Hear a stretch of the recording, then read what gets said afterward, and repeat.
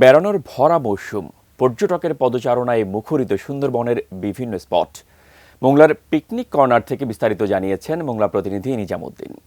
শীত মৌসুম আসলেই ভ্রমণ পিপাসুদের ভিড় বেড়ে যায়, বিশেষ করে মোংলার সুন্দরবনে। বিশ্ব ঐতিহ্য সুন্দরবন দেখতে ইতিমধ্যে দেশের বিভিন্ন এলাকা থেকে হাজার হাজার পর্যটক সুন্দরবনে প্রবেশ করতে শুরু করেছে। বন বিভাগ জানিয়েছে, সুন্দরবনে বিশেষ করে করমজল, কটকা, কচুখালী, হারবাড়িয়া, আন্দারমানিক সহ যে বিভিন্ন স্পটগুলো রয়েছে, এই স্পটগুলো ইতিমধ্যেই পর্যটকদের পদচারণায় মুখরিত হয়েছে সুন্দরবনের প্রত্যেকটা স্পটগুলো।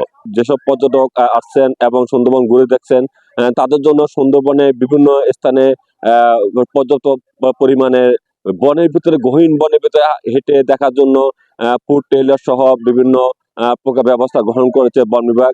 বন বিভাগ জানিয়েছে যে এই যে মৌসুমটা চলতেছে, এই মৌসুমে প্রচুর পরিমাণ পর্যটক সুন্দরবনে আসবেন এবং বিশ্ব ঐতিহ্য ম্যানগ্রোভ ফরেস্ট সুন্দরবন দেখার জন্য মানুষ, পর্যটক, পিপাসু ভ্রমণ পিপাসুরা পড়েছেন সুন্দরবনে, এবং তাতে তাতে করে সরকারের রাজস্ব আয় বাড়বে বলে তারা আশাবাদ ব্যক্ত করেছেন। এই ছিল মোংলার পিকনিক কর্নার থেকে সুন্দরবন ভ্রমণকারী পিপাসুদের সর্বশেষ অবস্থা।